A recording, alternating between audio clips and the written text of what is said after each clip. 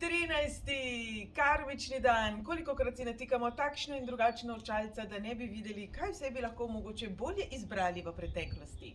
Kolikokrat imate občutek, da takole kar na vas nekako pritiska, vas zatiska, vas nekako, kako bomo temu rekli, ste ujeti, brez izhoda.